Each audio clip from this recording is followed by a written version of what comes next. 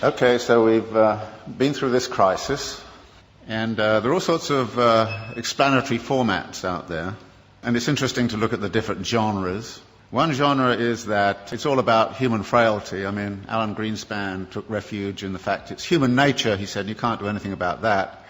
But there's a whole world of explanations that kind of say it's the predatory instincts, it's the instincts for mastery, it's the delusions of investors and the greed and all the rest of it. So there's a whole range of discussion of that. And of course, the more we learn about the daily practices on Wall Street, we kind of figure there's a great deal of truth in all of that. The second genre is that there's institutional failures. The regulators were asleep at the switch. The shadow banking system innovated outside of their purview, etc., etc., etc., and therefore the institutions have to be reconfigured, and it has to be a global effort by the G20, something of that kind. So we look at the institutional level and say that has failed and that has to be reconfigured.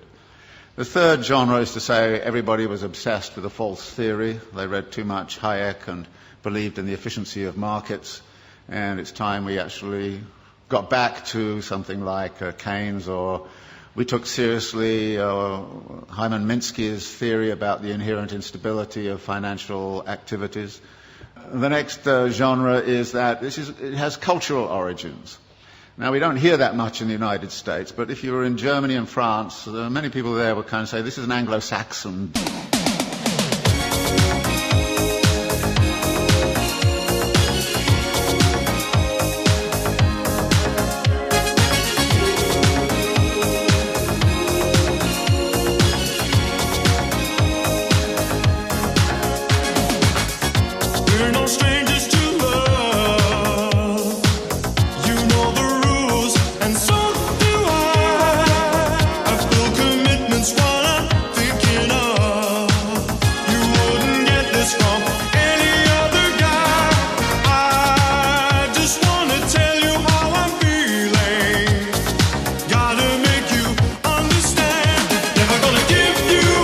This is an Anglo-Saxon disease, and it's nothing to do with us. I happened to be in Brazil when it was going on, and Lula was kind of saying, well, first off he was saying, oh, thank God the United States is being disciplined by the equivalent of the IMF. We've been through it 8 times in the last 25 years, and now it's their turn. Fantastic, said Lula, and all the Latin Americans I knew, until it hit them, which it does.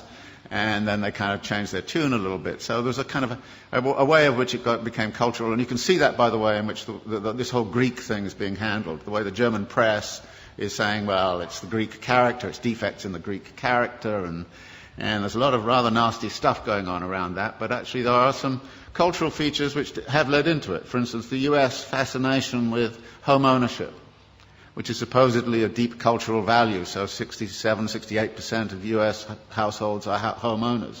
It's only 22% in Switzerland. Of course, it's a cultural value in the United States that's been supported by the mortgage interest.